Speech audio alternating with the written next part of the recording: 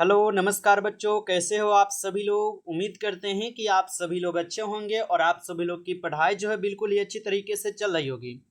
तो प्यारे बच्चों, आज के इस क्लास में हम सभी लोग जो है पढ़ने वाले हैं क्लास 12th हिंदी के 50 महत्वपूर्ण प्रश्न को प्यारे बच्चों, जो कि आपके टेस्ट के लिए है प्यारे बच्चों।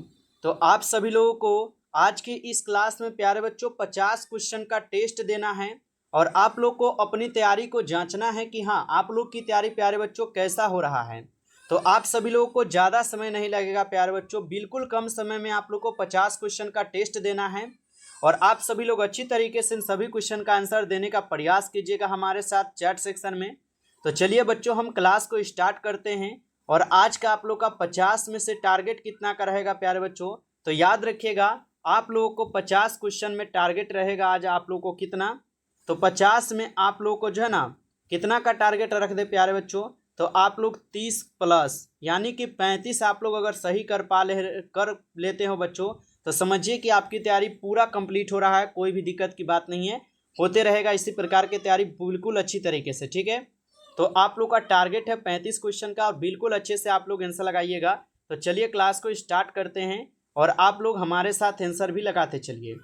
बच्चों, क्वेश्चन दिया गया है यहाँ पर पहला नंबर क्वेश्चन और आंसर लगाइएगा कि गांव में अब किसकी धुनें जो है ना सुनाई नहीं पड़ती है। सभी लोग आंसर लगाइए हमारे साथ प्यारे बच्चों कि गांव में अब किसके धुनें जो है ना सुनाई नहीं पड़ती है। तो याद रखिएगा आप सभी लोग, गांव में जो किसकी धुन अब सुनाई नहीं पड़ती है, तो लोकगीत की प्यारे बच्चों यहाँ पे अब गीत क्या है, लोकगीत की सुनाई नहीं पड़ती है। तो ऑप्शन सी को प्यारे बच्चों सही जवाब कीजिएगा आप लोग। आगे बढ़ते हैं और अगला क्वेश्चन का आंसर लगाइए आप लोग और आंसर लगाइए प्यारे बच्चों। प्रश्न है कि ज्ञानेंद्र पति की रचना एक चक्र नगरी क्या है। बताइए कि ज्ञानेंद्र पति जी की रचना जो बच्चों ये एक चक्र नगरी क्या होगा। तो ज्ञानेंद्र पति की रचना एक चक्र नगरी जो है बच्चों, यह आपके हो जाएंगे काव्य नाटक। ऑप्शन बी लगाए हो तो प्यारे बच्चों आपका सही जवाब है यहाँ पे। अगला प्रश्न देखिए, क्वेश्चन है आप लोगों का यहाँ पे 3 नंबर क्वेश्चन है कि जगदीश चंद्र माथुर का निधन जो है ना कब हुआ था। आप लोग अच्छे से टेस्ट दीजिए और आप लोग को शेयर भी कर देना है क्लास को, ताकि सभी बच्चे देख लेंगे, टेस्ट दे देंगे एक बार और उनको अपनी तैयारी के बारे में पता चलेगा, ठीक है। तो पहले आप लोग अपना टेस्ट दीजिए, उसके बाद शेयर कीजिएगा। चलिए देखिए, क्वेश्चन है कि जगदीश चंद्र माथुर का निधन बच्चों कब हुआ था।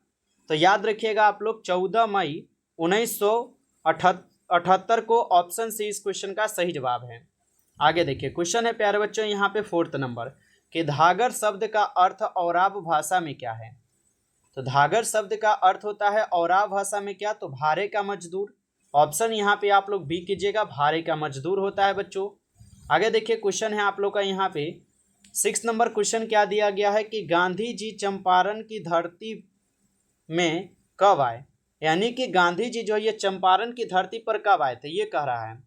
तो बच्चों आपको पता होगा कि गांधी जी जो ये चंपारण की धरती पर कब आते हैं, तो अप्रैल 1917 में। ऑप्शन यहाँ पे क्या होगा बच्चों, आप सभी लोग का डी होगा सही जवाब इस क्वेश्चन का, याद रखिएगा। अगला प्रश्न है आप सभी लोगों का, सिपाही की माँ एकाकिकी में कुंती कौन है। तो सिपाही की माँ एकाकिकी में कुंती कौन है, सभी लोग आंसर लगाइए बच्चों।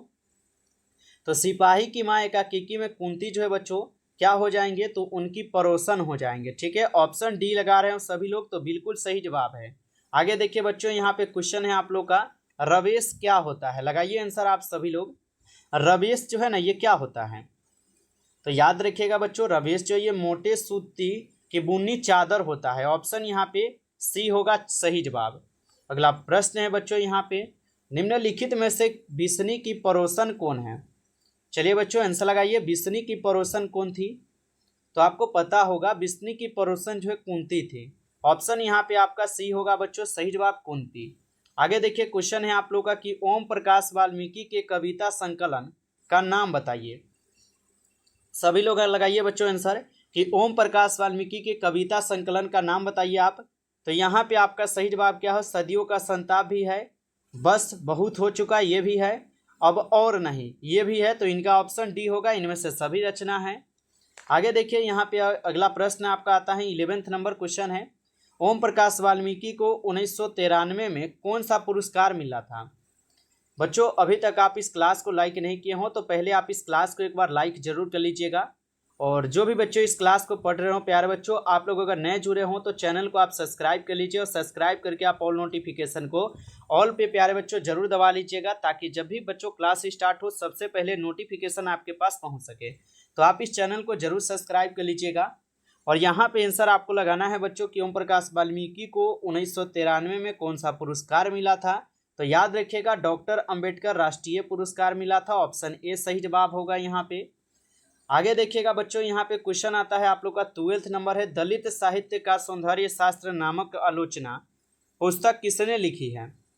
तो दलित साहित्य का सौंदर्य शास्त्र नामक आलोचना पुस्तक किसने लिखी है। तो याद रखिएगा आप सभी लोग ओम प्रकाश वाल्मीकि जी के द्वारा लिखे जाते हैं, ऑप्शन ए सही जवाब है।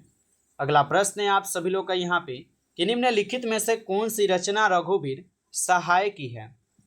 बताइए आप सभी लोग कि निम्नलिखित में से कौन सी रचना है जो कि रघुवीर सहाय की रचना है। तो याद रखिएगा आप सभी लोग रघुवीर सहाय की रचना कौन सा हो जाएगा।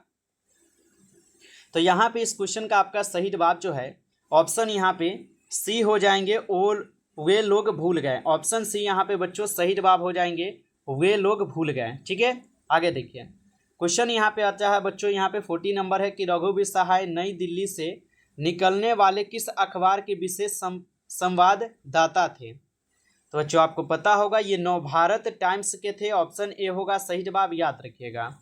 चलिए आगे देखिए क्वेश्चन है आप लोग का कि पंचायती राज में क्या खो गया है। बताइए यहाँ पे क्यों नहीं होगा, क्या होगा। ठीक है, क्या खो गया है आप लोग को ये बताना है। तो पंचायती राज में क्या खो गया है, तो आपको पता है पंच परमेश्वर जो है ये पंचायती राज में बच्चों खो गए हैं, ऑप्शन सी लगाए हो तो सही है आपका। अगला प्रश्न देखिए, क्वेश्चन है कि ज्ञानेंद्र पति बिहार लोक सेवा आयोग द्वारा चयनित होकर किस पद पर स्थापित हुए। तो ज्ञानेंद्र पति जी बिहार लोक सेवा आयोग द्वारा चयनित होकर किस पद पर स्थापित हुए थे। तो याद रखिएगा आप लोग यह किस पर हुए थे, तो ये किस पर हुए थे, काराधीक्षक है यहाँ पर क्या। तो याद रखिएगा आप सभी लोग ये काराधीक्षक पर होगा। ठीक है, ऑप्शन बी होगा काराधीक्षक। आगे देखिए क्वेश्चन है बच्चों, यहाँ पे आप लोग का क्वेश्चन क्या है, और क्वेश्चन दिया गया है प्यारे बच्चों की गंडक नदी का जल सदियों से कैसा रहा है। तो गंडक नदी का जल जो ये सदियों से बच्चों चंचल रहा है, ऑप्शन बी होगा चंचल रहा है, आप लोग याद रखिएगा। आगे देखिए प्रश्न आपका आता है यहाँ पे कि गंडक नदी की चर्चा किस शीर्षक पाठ में है, ये पूछा है। तो गंडक नदी की चर्चा जो बच्चों ये कौन से शीर्षक पाठ में हो जाएंगे, तो आप जो है याद रखिएगा यह हो जाएंगे आपके ओ सदा नीरा में, ऑप्शन ए सही जवाब है। चलिए आगे देखिएगा अगला यहाँ पे प्रश्न आपका आता है कितना, तो 90 नंबर क्वेश्चन है कि कौन सी रचना ज्ञानेंद्र पति की नहीं है। तो कौन सी रचना ज्ञानेंद्र पति की नहीं है, तो थोड़ी सी जगह ये ज्ञानेंद्र पति की रचना नहीं है बच्चों, याद रखिएगा आप लोग। अगला प्रश्न आपका आता है यहाँ पे कौन सी रचना ज्ञानेंद्र पति की है। तो यहाँ पे कौन सी रचना है जो कि ज्ञानेंद्र पति की है, तो गंगा तट हो जाएंगे ज्ञानेंद्र पति की रचना। अगला प्रश्न देखिए क्वेश्चन है आप लोग का कि लन्हा सिंह की मृत्यु किसकी गोद में हुई। बताइए कि लन्हा सिंह की मृत्यु जो ये किसकी गोद में हुई थी। तो याद रखिएगा लन्हा सिंह की मृत्यु जो है यह वजीरा सिंह के गोद में होता है, ऑप्शन यहाँ पे आपका 20 सही जवाब है वजीरा सिंह। आगे देखिए प्रश्न आपका आता है कि पलटन का बिंदु शक कौन था। तो पलटन का यहाँ पे बिंदु शक कौन हो जाएंगे, तो पलटन का बिंदु शक जो है यहाँ पर हो जाएंगे आपके कौन, तो हजारा सिंह है, ऑप्शन यहाँ पे ए सही जवाब है हजारा सिंह। आगे देखिए क्वेश्चन है बच्चों आप लोग का 20 यहाँ पे 3 नंबर की लन्हा सिंह किस कहानी का पात्र है। बताइए सभी लोग आंसर कि लन्हा सिंह किस कहानी का पात्र होगा। तो लन्हा सिंह जो है यह उसने कहा था कहानी का पात्र है, ऑप्शन सी सही जवाब है। अगला प्रश्न देखिए बच्चों, क्वेश्चन है शमशेर बहादुर सिंह किस साहित्य के समकालीन थे। तो शमशेर बहादुर सिंह जो है ये किस साहित्य के समकालीन थे, तो याद रखिएगा नागार्जुन के थे, ऑप्शन यहाँ पे डी सही जवाब है नागार्जुन। अगला प्रश्न है आप सभी लोग का कि शमशेर बहादुर सिंह की रचना किस अस्पतक में आनी शुरू हुई। तो शमशेर बहादुर सिंह की रचना किस अस्पतक में शुरू हुई थी, तो याद रखिएगा दूसरा अस्पतक में हो जाएगा, ऑप्शन यहाँ पे बी सही जवाब है। अगला प्रश्न है आप सभी लोग का यहाँ पे 26 नंबर क्वेश्चन है कि शमशेर बहादुर सिंह ने सोवियत रूस की यात्रा कब की थी। लगाइए आप सभी लोग आंसर बच्चों।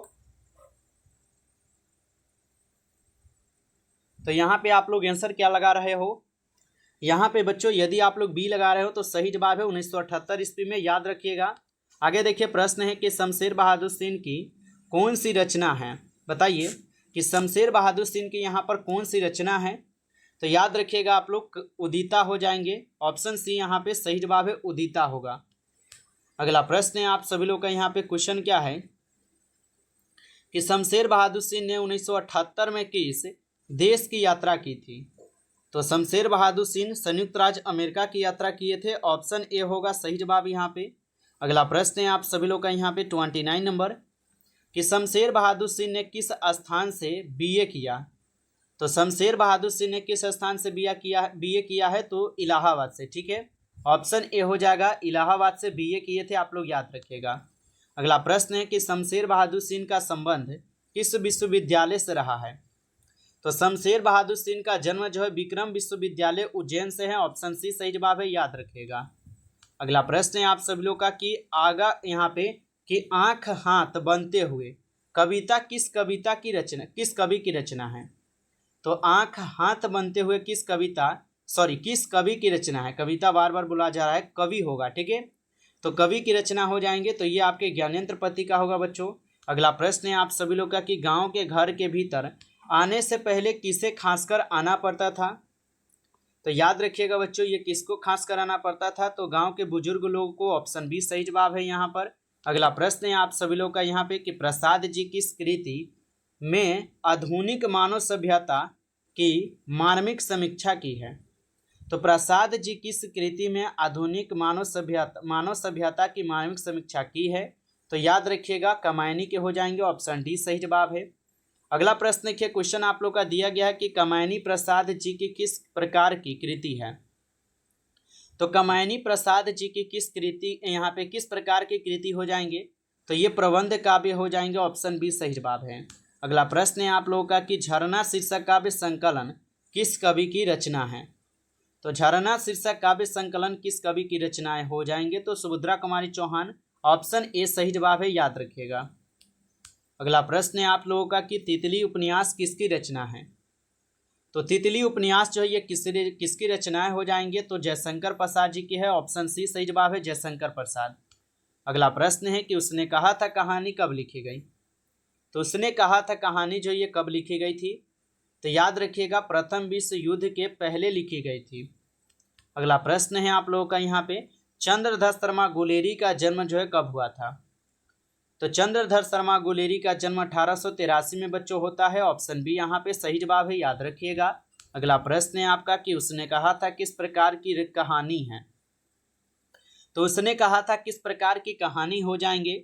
तो याद रखिएगा आप लोग, उसने कहा था कर्म प्रधान कहानी है। ऑप्शन सी सही जवाब है। अगला प्रश्न है आपका यहाँ पे कि चंद्रधर शर्मा गुलेरी की मृत्यु जो है कब हुई थी? तो चंद्रधर शर्मा गुलेरी की मृत्यु कब हुई थी? तो 1922 में होता है, याद रखिएगा बच्चों। अगला प्रश्न है आप लोगों का कि उसने कहा था कहानी के लेखक कौन है? बच्चों आप लोग यदि अभी तक यहाँ से नोट्स नहीं लिए हो तो प्यारे बच्चों आप लोग नोट्स अगर लेना चाहते हो, अगर आपकी तैयारी नहीं हुआ है तो आपके लिए यहाँ से बिल्कुल इंपॉर्टेंट और सेलेक्टेड क्वेश्चन नोट्स बनाए गए हैं, जो कि प्यारे बच्चों हम गारंटी के साथ बोल रहे हैं कि इस बार आप लोग का 95% आप लोग का नंबर जरूर आएगा इस नोट से। तो आप लोग अच्छे से जरूर लेकर पढ़ लीजिए, क्योंकि प्यारे बच्चों इस नोट्स में आपके सभी सब्जेक्ट है और सभी क्वेश्चन रहेंगे जो कि आपके बोर्ड परीक्षा के द्वारा पूछे जाते हैं आपकी परीक्षा में। तो आप इस नोट्स को एक बार लेकर प्यारे बच्चों जरूर पढ़िए। आपको ये नोट्स बिल्कुल आपको कम से कम पेमेंट में प्यारे बच्चों दिए जा रहे हैं, जिससे कि आप लोग ले पाएंगे। ठीक है, तो सभी प्यारे बच्चों ले रहे हैं। जिन भी प्यारे बच्चों अभी तक नहीं लिए हो, यदि आप लेना चाहते हो तो आप इस नंबर पे एसएमएस कीजिए। नंबर है आप लोग का यहाँ पे 962 18 834। ठीक है, आप लोग इस नंबर पे एसएमएस कीजिए और बोलिए कि सर हमें पीडीएफ और नोट्स चाहिए। ठीक है, पीडीएफ और नोट्स चाहिए सर हमको 2026 के लिए। ठीक है, कब? तो 2026 के लिए प्यारे बच्चों। तो आप लोग जरूर बताइए कमेंट में, और साथ ही साथ आप लोग इस नंबर पे आइए और एसएमएस कीजिए ताकि आप लोग को भी रिप्लाई मिले। और आप लोग को जितना सब्जेक्ट होगा सब्जेक्ट बताइएगा, और आपको जो पेमेंट लगेंगे प्यारे बच्चों बिल्कुल कम से कम लगेंगे। आप उसको पेमेंट करके इस नोट्स को लेकर अच्छे से जरूर पढ़िएगा। ठीक है, तो प्यारे बच्चों जिनको भी चाहिए आप लोग जरूर एसएमएस कीजिए, और आप लोग को इस क्लास को इतना शेयर करना है कि सब प्यारे बच्चों के पास पहुंच सके। ठीक है, तो शेयर ज़्यादा से ज़्यादा आप लोग जरूर कर लीजिएगा ताकि सभी लोगों को पता चल सके कि हाँ उनको यहाँ से नोट्स जो है बिल्कुल इंपॉर्टेंट नोट्स मिल रहे हैं। तो ज़्यादा से ज़्यादा आपको शेयर कर लेना है। और बताइए उसने कहा था कहानी के लेखक कौन हो जाएंगे? तो बच्चों आप लोग लगाए हैं यहाँ पे चंद्रप्रसाद शर्मा गुलेरी, बिल्कुल सही लगाए हैं आप लोग। अगला प्रश्न देखिए, क्वेश्चन है उसने कहा था कहानी में किस शहर का चित्रण किया गया है। तो उसने कहा था कहानी में किस शहर का चित्रण किया गया है, तो बच्चों याद रखिएगा अमृतसर का है, ऑप्शन ए सही जवाब है। अगला प्रश्न आपका आता है उसने कहा था कहानी जो है कब प्रकाशित हुई थी, बताइए। तो उसने कहा था कहानी जो है कब प्रकाशित की गई, तो उसने कहा था कहानी 1915 में प्रकाशित होता है। अगला प्रश्न है प्यारे बच्चों आप लोग का यहाँ पे कि लन्हा सिंह के यहाँ पे गांव का क्या नाम था। तो लन्हा सिंह के गांव का नाम था माझे, ऑप्शन यहाँ पे आप लोग का 20 सही जवाब है, माझे हो जाएगा। अगला प्रश्न आप लोग का यहाँ पे आता है कि सुभद्रा कुमारी चौहान का जो है जन्म कब हुआ। तो सुभद्रा कुमारी चौहान का जन्म कब होता है, तो याद रखिएगा आप सभी लोग 16 अगस्त 1904 को सुभद्रा कुमारी चौहान का जन्म होता है, ऑप्शन ए सही जवाब है। अगला प्रश्न है आप लोग का कि सुभद्रा कुमारी चौहान के पिता का नाम क्या था। तो सुभद्रा कुमारी चौहान के पिता का नाम था ठाकुर रामनाथ सिंह, ऑप्शन सी यहाँ पे सही जवाब है। अगला प्रश्न है आप लोग का यहाँ पे क्वेश्चन दिया गया है कि जयशंकर प्रसाद के ज्येष्ठ भ्राता का क्या नाम है। तो जयशंकर प्रसाद के बड़े भाई का नाम आपसे पूछा है बच्चों, तो आप बताएंगे शंभू रतन है, ऑप्शन यहाँ पे आपका डी इस क्वेश्चन का सही जवाब होगा। आगे देखिए क्वेश्चन है कि भूषण ने मुख्यतः किस भाषा में रचना जो है न की है। तो भूषण जो है मुख्यतः किस भाषा में रचना किया था, तो ब्रज भाषा में, ऑप्शन बी सही जवाब होगा। आगे देखिए क्वेश्चन आपका यहाँ पे आता है छत्रसाल की तलवार ने कौन सा रूप को यहाँ पे धारण कर रखा है। तो छत्रसाल की तलवार ने कौन से रूप को धारण करा है, तो रौद्र रूप, ऑप्शन ए यहाँ पे बच्चों सही जवाब है, रौद्र रूप। अगला प्रश्न है आप लोग का यहाँ पे लास्ट प्रश्न है और टारगेट आप लोग को बताना है कितना हुआ सही। काशी में कितने वर्ष तक रहकर तुलसीदास विध्ययन किए थे, बताइए। तो काशी में कितने वर्ष रहकर तुलसीदास विध्ययन किए थे, तो बच्चों 15 वर्ष, ठीक है 15 वर्ष लगाए हो, तो बिल्कुल सही जवाब है। चलिए अब आप लोग बताइए कमेंट करके कि आप लोग का क्या इसमें 35 प्लस क्वेश्चन सही हुआ है कि नहीं। टारगेट 35 का था, आप लोग सही कर पाए हो कि नहीं, आप लोग कमेंट करके बताइए। बच्चों यदि आप लोग अभी तक लाइक नहीं किए होंगे तो आप इस क्लास को भी लाइक जरूर कर लीजिएगा। चैनल पे पहली बार जुड़े होंगे तो चैनल को भी सब्सक्राइब करके और नोटिफिकेशन को बच्चों आप जरूर दबाकर जुड़ जाइएगा, ठीक है। अगर आपको ये PDF चाहिए बच्चों तो आप SMS कीजिए इस नंबर पे, आप सभी लोग जल्दी से 962 18 834। यदि आपको नोट्स चाहिए बच्चों तो आप SMS कीजिए और बिल्कुल आपको नोट्स यहाँ से मिल जाएंगे, ठीक है। चलिए ठीक है प्यारे बच्चों, तो आप लोग जो है जरूर क्लास को शेयर कर दीजिएगा और क्लास कैसा था कमेंट में जो बताइएगा। चलिए फिर मिलते हैं आपसे एक नई टॉपिक के साथ नेक्स्ट क्लास में बच्चों। तब तक के लिए सभी प्यारे बच्चों को टेक केयर, अच्छी तरीके से तैयारी करते रहिए।